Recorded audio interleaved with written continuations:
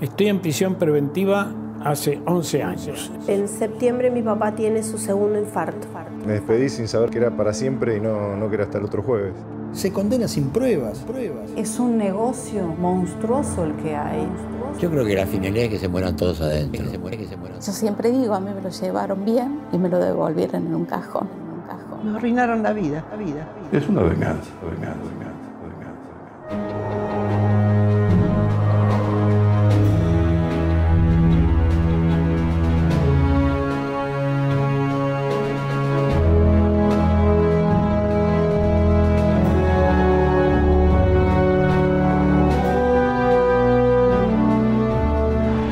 Con la llegada de la democracia en diciembre de 1983, estas tres palabras comenzaron a tomar cada vez más fuerza y no era para menos.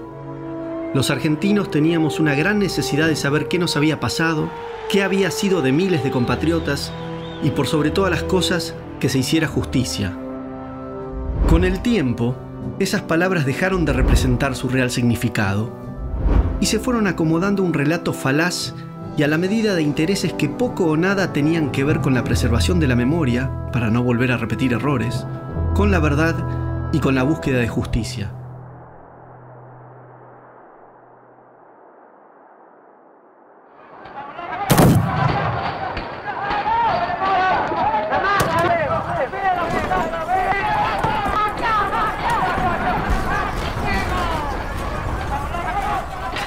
En la década del 70 vivíamos una situación en todo el hemisferio sur, Iberoamérica, África, el sudeste asiático, derivado de las consecuencias graves de las guerras mundiales que abarcaron todo el siglo XX.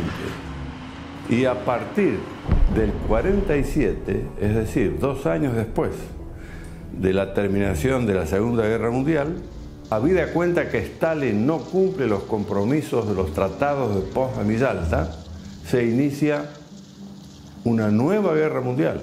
Y a esta se le llamó fría porque estaba la presencia del artefacto nuclear, de los arsenales químicos y bacteriológicos. El artefacto nuclear quedó para disuadir solamente. Se llegó a la elaboración de la doctrina de la mutua destrucción asegurada. Pero como estaba impedido ese camino, se extiende el espectro de conflicto a las formas más primitivas de la violencia, el terrorismo.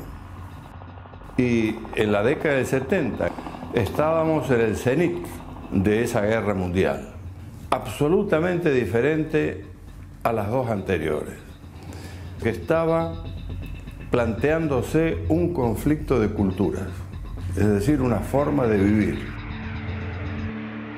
Las repúblicas imperiales que estaban inhibidas en el norte nuclearizado de emplear el artefacto nuclear o de agredir con los medios convencionales, pelearon su guerra fría como guerra caliente en el hemisferio sur, que no estaba nuclearizado.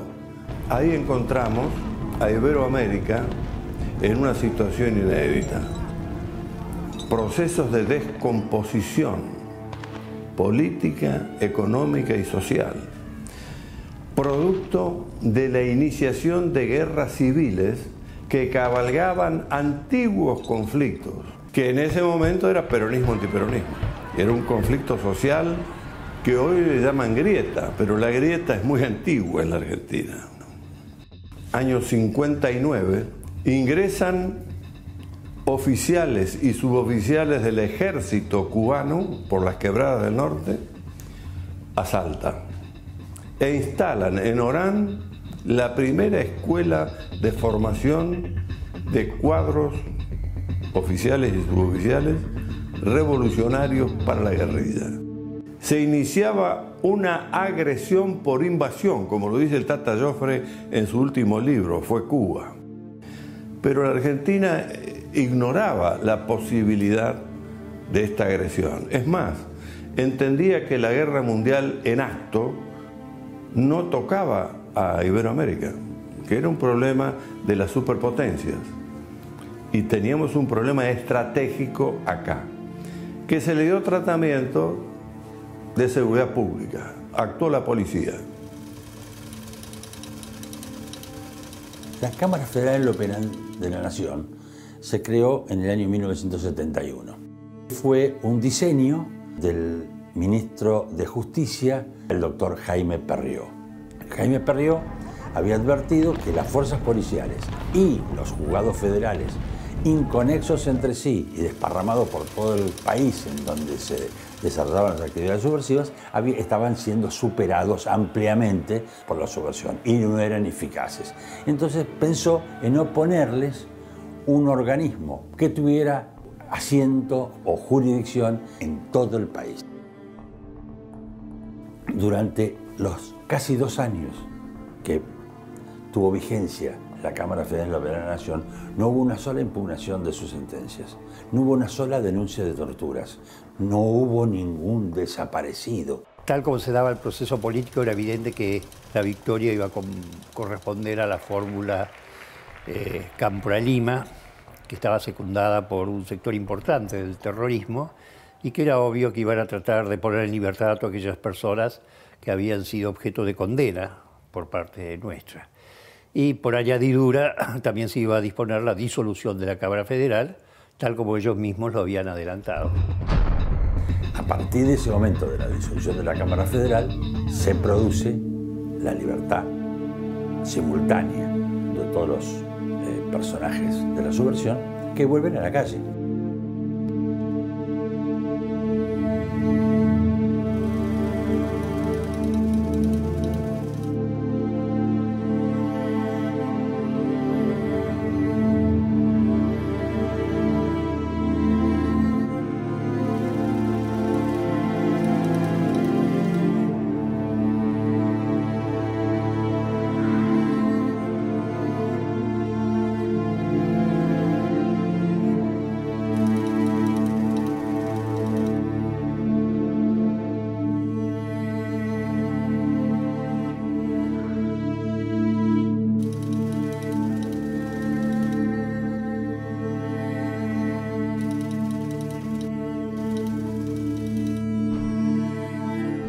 Produjeron un promedio en 8 años de 10.800 hechos de terrorismo. Había un promedio en algunos lapsos de 3 hechos de terrorismo diarios.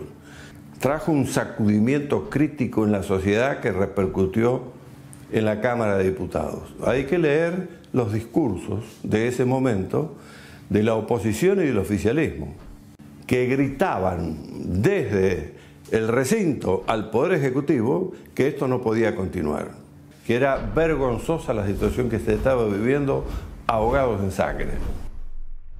Y ahí reacciona el Poder Ejecutivo ordenando a través de un decreto el aniquilamiento de ese proceso que llevaba 15 años. Y durante esos 15 años no hubo ni planeamiento estratégico, ni inteligencia estratégica, ni previsiones teóricas para poder llegar a tener una doctrina para enfrentar a esta novedad. Se reaccionó mal con el decreto de aniquilamiento, que en vez de ir al Estado Mayor Conjunto para su planificación, fue a los Estados Mayores Generales, que son administrativos. No se le entregó una ley que sustente operaciones militares en el marco interno. No había ley. No había sustento jurídico y ético para empleo de fuerza en el marco interno. Las Fuerzas Armadas, con el impulso de defender a su bandera, fueron a esa guerra. Y el enemigo le impuso la modalidad del combate, el terrorismo. De golpear en los lugares más sensibles de la sociedad. Y además tenían apoyo del gobierno de la provincia de Buenos Aires y de varios otros. La idea de tomar el poder de Montoneros era un proyecto realmente en el cual creían. Fue la organización terrorista más grande del mundo en su momento. En diciembre de 1983, el presidente Raúl Alfonsín sancionó los decretos 157 y 158/83, que declaraban, el primero, la necesidad de perseguir penalmente a los terroristas imputándoles delitos comunes, y el segundo, a procesar a las 3 juntas militares que gobernaron el país desde marzo de 1976 hasta 1982, también imputándoles delitos comunes. Y de esa manera limpió a todos los políticos del gobierno peronista y a todos los intendentes radicales y ministros radicales del gobierno militar. Esto fue un acuerdo político, es decir, se utilizó a la política para dejar fuera a los políticos. Por ese motivo crea la CONADEP, para referirse nada más que a los militares, y luego Trócoli promete, una vez que sale el informe de la CONADEP, promete un informe similar respecto del terrorismo que nunca se llegó a concretar. En el año 1986 se dicta la Ley 23.492 de punto final, que establecía que toda acción penal contra los autores penalmente responsables de los delitos de desaparición forzada de personas, torturas y asesinato que tuvieron lugar durante el proceso de reorganización nacional y que no hubieran sido citados a declarar antes de los 60 días corridos de promulgada la ley, eran considerados no punibles. La idea de las leyes de punto final y obediencia debida, es decir, un olvido, un perdón, se refería a todos los combatientes de jerarquías que no tenían poder de decisión, sino que cumplían órdenes o habían militado por razones de ideales políticos ejerciendo la violencia, pero sin la responsabilidad del mando. En el año 1987 se dicta la Ley de Obediencia Debida, 23.521, que especificaba que los subordinados, cuyo grado estuviera por debajo de coronel, en tanto y en cuanto no se hubieran apropiado de menores o de inmuebles de desaparecidos, no eran punibles, pues se limitaban a obedecer órdenes emanadas de sus superiores. Hacia fines de la década del 80 y principios de la del 90, el entonces presidente Carlos Menem firma una serie de 10 decretos donde indulta a civiles, integrantes de las Fuerzas Armadas, de seguridad y miembros de las organizaciones terroristas. En el año 2003, el Frente para la Victoria obtiene el 22% de los votos por debajo de su oponente, Carlos Menem, quien había obtenido el 24%. Este último decide bajarse el balotaje, por lo que automáticamente resulta electo Néstor Kirchner como nuevo presidente del país. Necesitado de generar rápido consenso para legitimar su escaso poder, Néstor Kirchner hizo todo lo que estuviera a su alcance y más para lograrlo sin importar las consecuencias. Había que buscar un enemigo lo suficientemente malvado a quien cargarle con todos los males de la Argentina, y las Fuerzas Armadas y de Seguridad eran los enemigos perfectos, pues su poder de respuesta era prácticamente nulo. De esta manera, conseguía consenso con las agrupaciones de izquierda. Yo lo he visto a Kirchner seleccionar esos jueces y yo lo he visto a Kirchner reunirse con ellos antes de ser designados. No me lo contó nadie, estuve en todas las reuniones. Y lo que Kirchner les decía es, ustedes están para actuar con total independencia, nunca los van a llamar de la Casa de Gobierno. Así era, ¿eh? Y no estoy mintiendo, vayan y pregunten a cualquier juez de la Corte. Me tengo 2 problemas que para mí son problemas de Estado, los derechos humanos y la posible dolarización de la economía. Salvo esos 2 temas que me preocupan enormemente, pues se están ventilando en la justicia, la verdad es que nosotros no tenemos ningún interés en ningún tema. Y estos temas nos preocupan porque son políticas de Estado.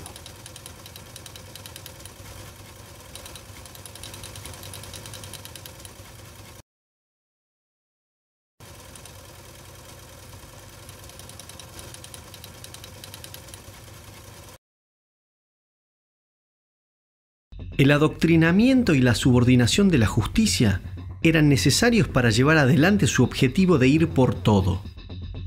Luego vendrían el copamiento de los medios de comunicación, la cultura, la educación y las empresas estratégicas. Ni los jueces de casación, ni nosotros fuimos acosados y expulsados con las peores artes por algo que hayamos hecho mal. El problema para Kirchner era justamente lo que no estábamos dispuestos a hacer. Lo que la Corte Suprema no estaba dispuesta a hacer era a cambiar sus votos, cada uno de los miembros, contrariando lo que habían dicho en la causa Camps y en muchas otras que declaraban la validez de las leyes de obediencia debida y punto final, que fueron 2 leyes consideradas de amnistía. Kirchner se proponía, por el pacto que celebró con Berbisky, modificar esta jurisprudencia sentada por el más alto tribunal y reabrir estos juicios contra los militares. La Corte no estaba dispuesta a hacerlo. Entonces ahí fue donde yo le explico a Kirchner que la cosa juzgada es una cosa firme, que no se puede volver otra vez atrás. Se modifica la Constitución sin llamar a constituyente, incorporando pactos internacionales. En este caso se incorpora el pacto de la imprescriptibilidad de las leyes de lesa humanidad. Pero si esa ley, en el momento que pasaron todos estos hechos, no estaba incorporada en la Constitución, obviamente estoy poniendo la ley en forma retroactiva. Pero, o sea que la retroactividad me la aceptan cuando es perjudicial para el reo, pero no la aceptan cuando es beneficiosa para el reo.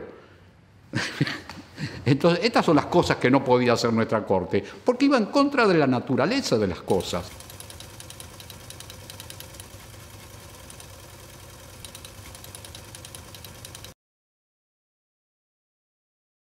De esta manera, se logró asegurar la voluntad del máximo tribunal del país en materia de derechos humanos, consiguiendo 3 objetivos fundamentales: enjuiciar a las Fuerzas Armadas y de Seguridad, violando todos sus derechos humanos; bloquear a la justicia federal con causas de lesa humanidad, impidiendo que miembros del gobierno tuvieran que responder ante la justicia por delitos de corrupción, narcotráfico y enriquecimiento ilícito a los que Néstor Kirchner no era ajeno; y perseguir a la oposición con procesos judiciales, en particular si estaban vinculados a los años 70. A mi criterio, no era necesario hacer cambios en la Corte Suprema. De hecho, los cambios fueron muy aplaudidos porque decían se terminó con la mayoría automática, pero la verdad es que fue hecho mediante un proceso que nunca se había visto en la Argentina. Jamás se los presionó con llevarlos públicamente al escarnio del juicio político, como hicieron el gobierno kirchnerista a través del senador Falú, haciéndole un escrache público a los jueces y acusándolos nada más que por los fallos que habían dictado. La gente los aplaudió, pero nosotros que trabajamos en la justicia federal nos dimos cuenta que era una bajada de línea completa para toda la justicia federal, en especial la justicia federal penal. Más de 100 miembros del Poder Judicial fueron perseguidos, denunciados, presionados o extorsionados para que se adaptaran al nuevo régimen judicial o dejaran vacantes sus puestos. Varios jueces fueron procesados, algunos resultaron encarcelados, mientras que otros debieron exiliarse. Venía recibiendo amenazas, venían multitudes a mi casa que las traían en colectivo a hacer scratches, pintaban los vidrios del edificio, pintaban los mármoles, las veredas, le gritaban a los vecinos que nos echaran. En la autopista panamericana, el auto del doctor Vázquez recibe 2 impactos de arma de fuego. Seguidamente, una llamada en su domicilio amenaza de muerte a su hijo. Si un gobierno es capaz de echar, como echó, con semejante violencia y exposición, a los jueces de la Corte Suprema, entonces todo el resto de los jueces supieron, y luego lo iban a comprobar, hasta qué punto estaban dispuestos los Kirchner y sus secuaces a llevar adelante esta política. Tanto la Ley de Obediencia Debida como la de Punto Final fueron declaradas constitucionales por nuestra Corte Suprema de Justicia por la totalidad de sus miembros. Por eso llamó la atención en el año 1998 que el Congreso resolviera derogar esas leyes. La única explicación razonable que se podía dar es que estaban comenzando a sentirse nuevos vientos políticos, nuevos aires políticos en la República, que no estaban de acuerdo con lo que se había hecho hasta ese momento en materia de tratar de concretar una reconciliación en la sociedad argentina. Pero más grave fue lo que aconteció unos años después, en el 2003, cuando se declaró nulas las leyes de Punto Final y Obediencia Debida. Porque si bien el Congreso pudo derogarlas, con lo cual no se aplicaban de ahí para adelante, pero los efectos de esas leyes se cumplían plenamente, al declararlas nulas, lo que pretendía el Congreso era que esas leyes se tuvieran como que no existieron jamás, que no podían ser dictadas. Sin embargo, fueron dictadas por el Congreso de un gobierno constitucional, por un Congreso que muchos de los integrantes en el año 2003 lo habían integrado años atrás, con lo cual fue sumamente criticada esa decisión del Congreso, particularmente por la Academia Nacional de Derecho. Esto lo hicieron a través de una ley de nulidad. Una ley de nulidad que es una aberración jurídica. Porque, por ejemplo, no declara la nulidad de los indultos de los terroristas. Declara la nulidad de los indultos de los militares. El Congreso no puede declarar la nulidad de sus propias leyes, porque cada uno tiene una función. El único que puede declarar que una ley es inconstitucional o nula es el Poder Judicial, no el Congreso. Tan es así esto que necesitaron también que la Corte convalidara esta ley, porque después la Corte sí dice que esas leyes eran nulas y cambia la jurisprudencia. Aparte, esta ley de nulidad declara nulas leyes que también a su vez habían sido derogadas, porque ya punto final y obediencia debida había sido derogado, pero habían tenido efecto. Mientras tuvieron efecto, esos efectos fueron válidos y siguen siendo válidos.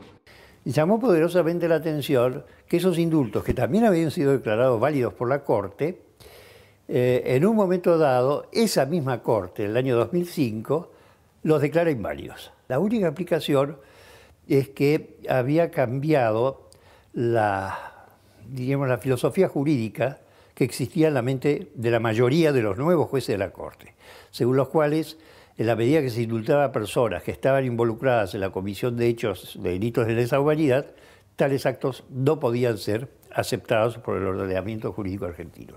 Sin embargo, no había ninguna norma, ni hay ninguna norma que impida el indulto de una persona que haya estado involucrada en un delito de lesa humanidad. Los juicios se reabrieron, en definitiva, cuando se declara la invalidez de las leyes de obediencia debida, punto final, cuando se advierte un deseo de los jueces de seguir la línea de pensamiento político que tenía el gobierno de Kirchner, cuando se advierte en muchos magistrados judiciales un deseo de complacer no solamente a ciertos sectores de la sociedad, sino también a ciertos sectores que habían accedido al poder. Y lo que nosotros podemos decir es que esos juicios violentaban principios básicos de la Constitución, porque se había desconocido una amnistía y no había razón para desconocer la amnistía. Se había desconocido una amnistía y se había desconocido la aplicación de la ley penal más benigna, con lo cual volvieron una gran cantidad de integrantes de las Fuerzas Armadas, que incluso habían sido sobreseídas en algunos casos, a ser sometidas a juicios que duraron varios años, a juicios durante los cuales permanecieron detenidos sin tener una condena, bajo condiciones penitenciarias lamentables, bajo condiciones humanas degradantes.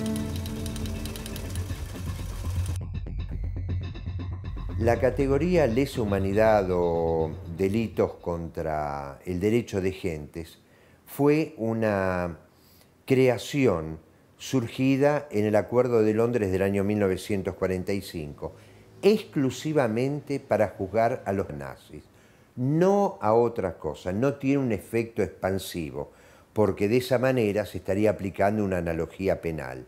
Por lo tanto, no son delitos de lesa humanidad. Genocidio tampoco, porque acá no hubo una persecución a ningún grupo étnico, religioso, social, político o lo que fuere, sino simplemente que lo que hicieron las Fuerzas Armadas fue defender a la población civil de los ataques de los grupos terroristas que amenazaban y que habían llegado inclusive a que tuviéramos en aquel momento un atentado cada 2 horas. Los delitos de lesa humanidad aparecen tipificados en la Convención de Roma, a la cual se adhirió el gobierno argentino, pero ya en este siglo. Pero la Convención de Roma establece categóricamente que ya se va a aplicar respecto de los hechos delictivos que se cometan a partir de la aprobación de la Convención, no por los hechos anteriores. Con lo cual no tendría que haberse aplicado acá. El argumento para decir que los delitos de lesa humanidad no prescriben es señalar que los delitos de lesa humanidad fueron delitos siempre, no es necesario sancionarlos por ley y escribirlos para que la gente los conozca, porque desde siempre fueron considerados delitos y no necesitan entonces una legislación.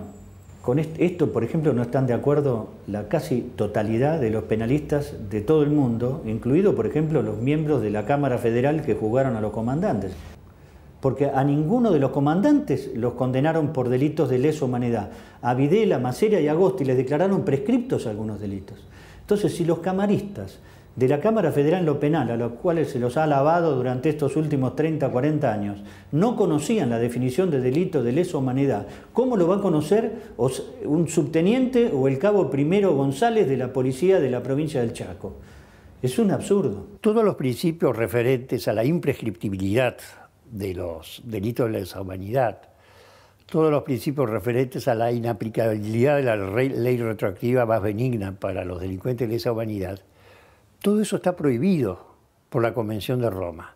Todo eso está prohibido incluso por la Convención Americana sobre Derechos Humanos, que muchas veces se invoca. Todos ellos dicen que esas cláusulas se aplican para adelante, no para atrás, porque eso acarrea una absoluta inseguridad jurídica.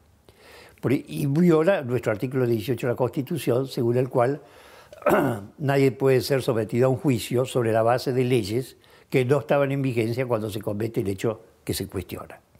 Ahora, ¿por qué se hizo eso? Bueno, fundamentalmente por el criterio que tuvo la mayoría de los jueces de la Corte. No hubo ninguna ley que así lo dispusiera entre nosotros.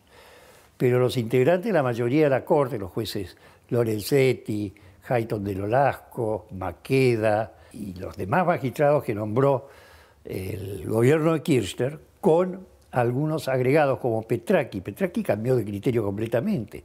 Él en su momento había votado por la constitucionalidad de la ley de obediencia debida al punto final y después votó por la inconstitucionalidad. Cuando se produjo eso, nosotros vimos un cambio jurisprudencial muy grande a partir del caso Simón, en donde se admitió la aplicación retroactiva de las leyes penales más gravosas para los imputados, lo cual importaba tirar por la borda una de las conquistas más importantes de la democracia constitucional en los siglos XVIII y XIX. La política de Lorenzetti fue manejar la justicia, tratar de conducirla como si fuera un gremio. Él es un secretario general de un gremio que maneja la propiedad, la vida y la libertad de los argentinos, el gremio más poderoso. Esto de llamar a los camaristas, inclusive de las justicias provinciales, para bajar línea, inaugurar una política de derechos humanos y decir esto es una política de Estado que tenemos garantizado con los otros padres. Imagínense el juez que está resolviendo este caso. Se encuentra dentro de un andarivel ya bajado por el presidente de la Corte, avalado por los miembros de la Corte y con el Consejo de la Magistratura, el Poder Legislativo y el Ejecutivo acompañando para que no se salga de esos andariveles.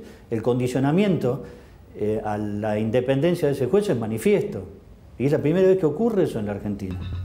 Se interpretan los tratados internacionales de la manera que le resulta más conveniente al gobierno constitucional. Por ejemplo, en la Convención de 1994, cuando se le asignó jerarquía constitucional a determinados tratados sobre derechos humanos, que están en el artículo 75 y inciso 22, nunca los convencionales aceptaban que esos tratados tuvieran jerarquía superior a la Constitución, porque lo prohibía la ley que declaró la necesidad de la reforma, que además había establecido que no se podía modificar ninguna parte del inicio de la Constitución y que toda modificación de esa área iba a ser declarada inválida. Sin embargo, a través de la interpretación que hizo la Corte a partir del año 2003, se llegó a la conclusión de que eso no era así, de que en el mundo se habían surgido nuevos valores, nuevas concepciones sociales, que se había constatado que existía una costumbre internacional ya hace muchas décadas muy fuertes,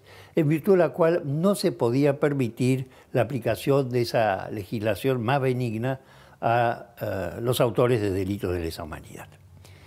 Pero esa fue una interpretación política que se hizo, que no coincidía con la realidad jurídica y que además tampoco coincidía con la realidad histórica.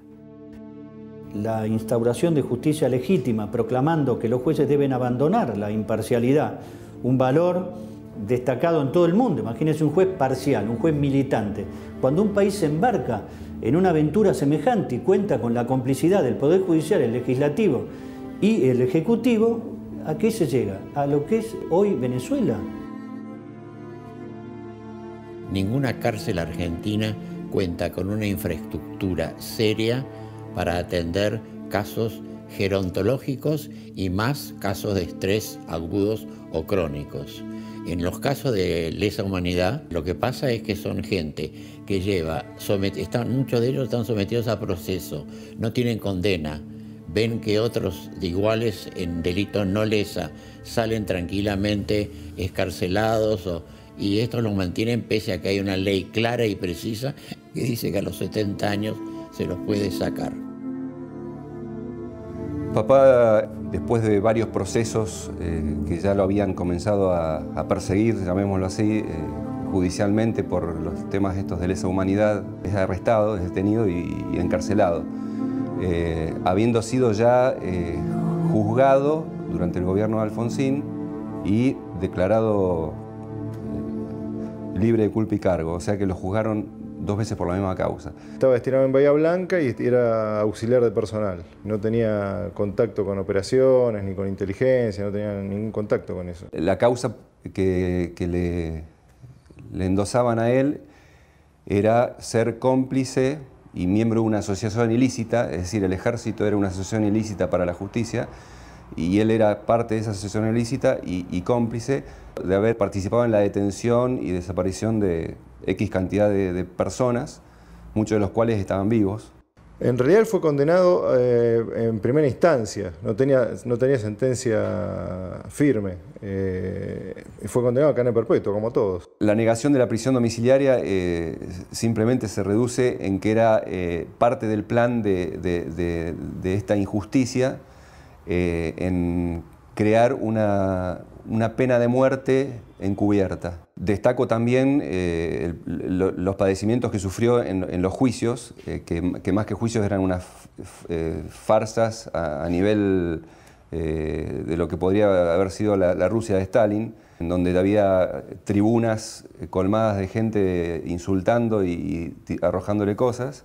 Las irregularidades que más grandes que se cometieron en el juicio fue no haberle aceptado su legajo, que es un documento oficial, como prueba de que él, en el momento de la fecha de la acusación, él estaba prestando servicios en la escuela de guerra y estaba destinado en Estados Unidos, y tampoco le aceptaron el pasaporte porque dijeron que no era válido como prueba para demostrar que él no estaba en el país. Razón por la cual quemaron todas las pruebas y lo metieron preso igual. Él ya padecía un problema de presión que lo tenía controlado con pastillas. Aclaro también que las pastillas se las negaban, no se las dejaban que la familia les lleve medicamento y muchas veces el servicio penitenciario no les daba los medicamentos que él pedía. Le bajaba mucho la presión, hasta mediodía estaba con la presión baja y nunca le investigaron por qué, nunca. Y él avisaba, hasta se lo encontraron desmayado en el baño y nunca investigaron por qué. Y después empezó con un dolor muy fuerte en el brazo izquierdo, tremendo. Y le daban Dioxadol nada más. Creo que papá sabía algo, él presentía algo, porque ese sábado que lo fui a visitar con mis 2 hijos y mi esposa, me regaló este anillo que llevó toda la vida y me dio un abrazo y me dijo que quería que lo tenga yo y creo que eso yo lo tomo como que él se estaba despidiendo porque sabía que algo iba a pasar. Cuando papá falleció, tuvo la suerte de haber podido recibir a mi mamá y a mi hermano ese mismo día a la mañana. Me despedí sin saber que era para siempre y no que era hasta el otro jueves. Para mí él era mi San Martín. Perdón. Y uno siente una gran sensación de impotencia y de que todos podemos caer en esto, por cualquier causa. O sea, hoy le cayeron mal ellos y van presos, mañana les caen mal otros y también van a ir presos y le van a inventar las causas, van a inventar las leyes y van a inventar lo que sea para meterlos presos. Estamos todos en riesgo. Nos arruinaron la vida. Teníamos una vida feliz y nos arruinaron. Yo salía a la calle, veía 2 personas grandes que iban de la mano paseando y los envidiaba, porque yo no podía. Nos arruinaron la vida. Hasta hace 10 años éramos felices totalmente. Después se acabó. Además, las cárceles argentinas están para este tipo de detenidos ubicadas en general lejos de las viviendas o de los domicilios familiares, lo cual dificulta el contacto de las personas mayores con sus familias, factor fundamental para tener en cuenta a la hora de poder considerar que tengan una vida digna. Pasa el camión a buscarlos a todos los que tengan que hacerse atender en distintos lugares. Los pasan a buscar a las 4 de la mañana, de Marcos Paz van a Ezeiza, de Ezeiza van a todos los domiciliarios y luego llegan a las 8 de la mañana a Devoto, donde hacen traslado de camión y vuelven otra vez a hacer toda la recorrida, o sea, los dejan a uno en un hospital, otro en otro consultorio, hasta que por último llegan a Ezeiza. Cuando llegan a Ezeiza, desde las 4 de la mañana, que estuvieron sin agua, sin comida, sin nada, llegan a Ezeiza a las más o menos 5 de la tarde y el médico que lo tenía que haber atendido ya no está. Fueron 5 veces que lo llevaron de esa manera. La impunidad gerontológica es algo que en abril del 2015 sancionó, promulgó o instruyó la Fiscalía General del Estado, a cargo de la Gils Carbó, se instruyó a todos los fiscales para que se opusieran absolutamente toda medida morigeradora. Por eso los informes de ellos son, todo siempre está bien, además los informes periciales cada vez son peores, son más cortos y ahí rige o la venganza en los que defienden, en los que representan a las fiscalías, porque se oponen a todo, o el miedo, que es lo que impera en el cuerpo médico forense. Hemos sufrido agresiones por parte de las organizaciones de derechos humanos, que de derechos humanos tienen muy poco porque siempre fueron agresivos, violentos. Eso nos daba la pauta de que no estábamos ante una situación normal. El presidente de la Corte Suprema, una vez en una reunión, dice: no sería posible el llevar adelante los juicios de lesa humanidad sin el aporte económico de Holanda, Francia e Inglaterra.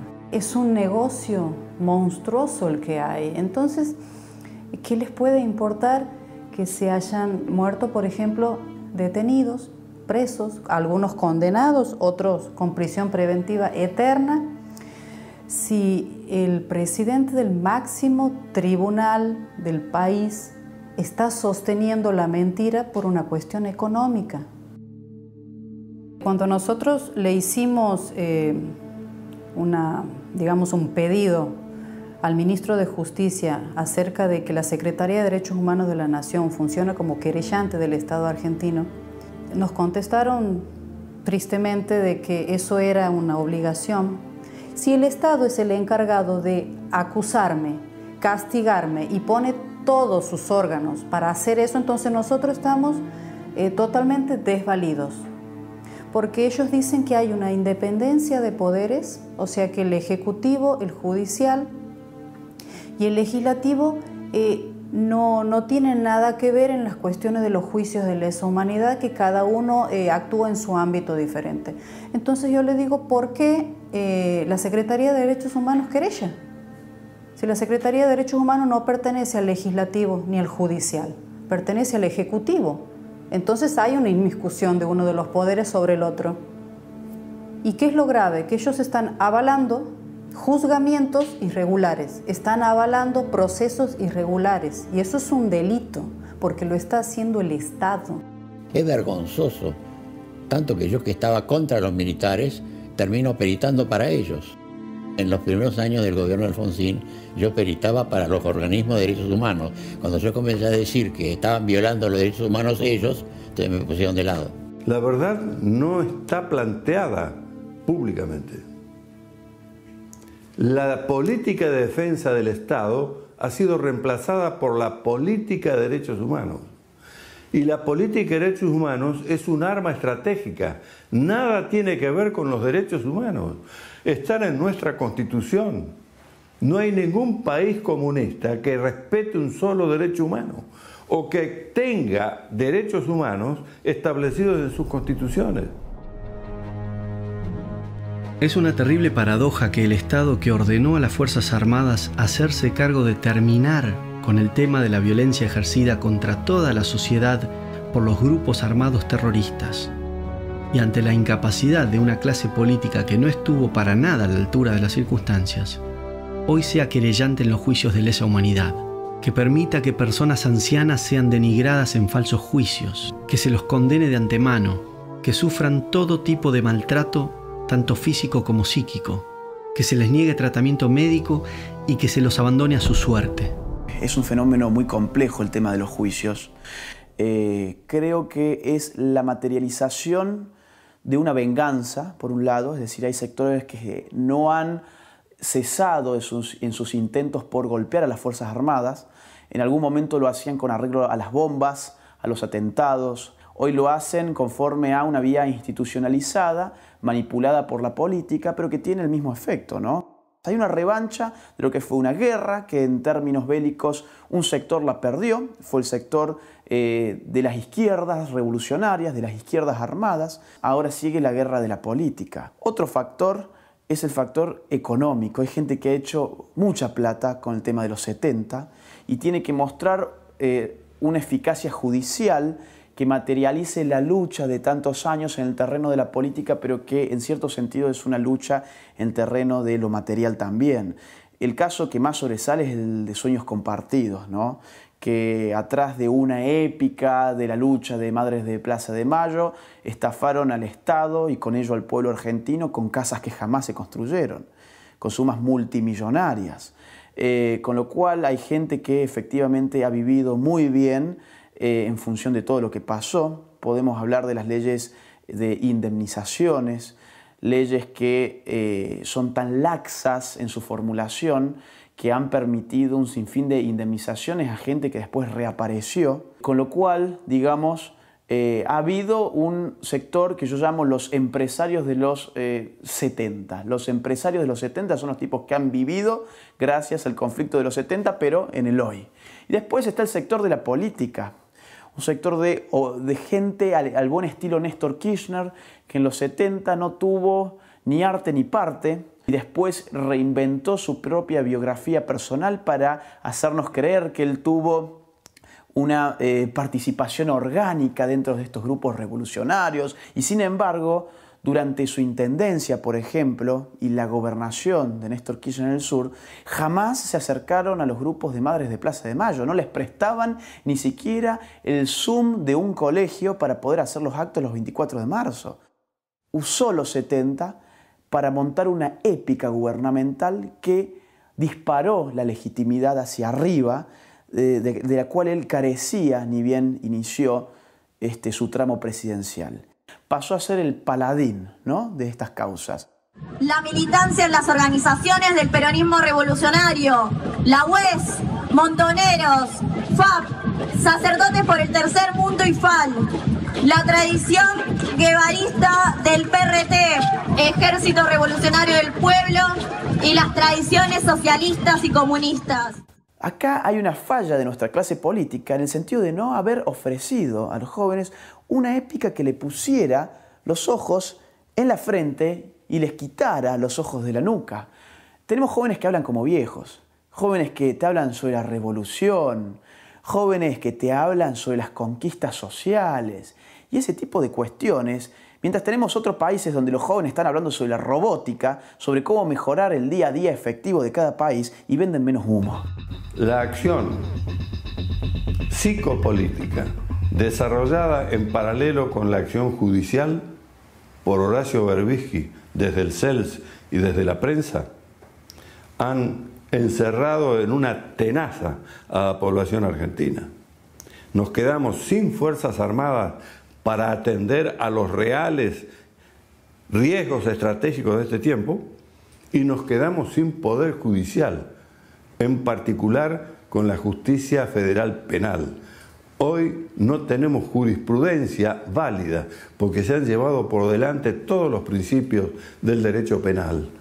Se han modificado los conceptos centrales de lo que se está haciendo en los tribunales orales federales. Se ha modificado el concepto de lesa humanidad que da el Tratado de Roma, la Convención de Roma. Y lo ha hecho la Corte, que a su vez, a través de su presidente, dice que siguen una decisión política y no el respeto a la Constitución y a la ley. Más claro, imposible. O reacciona el electorado argentino o estamos con un problema grave hacia el futuro inmediato. Es importante que tomemos conciencia de que los derechos humanos, por definición, pertenecen a todos los seres humanos, sin distinción de raza, credo, posición social o política.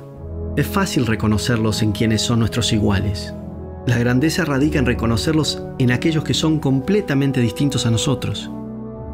Las futuras generaciones deben crecer sin odios ni divisiones, comprendiendo que la violencia de la década del 70 nos atravesó a todos en mayor o menor medida. Para ello debemos revisar nuestra historia sin apasionamientos ni banderías políticas que en nada contribuyen a la búsqueda de la verdad. Solo así podremos dejar atrás un pasado que se empeña en no dejarnos avanzar hacia el futuro.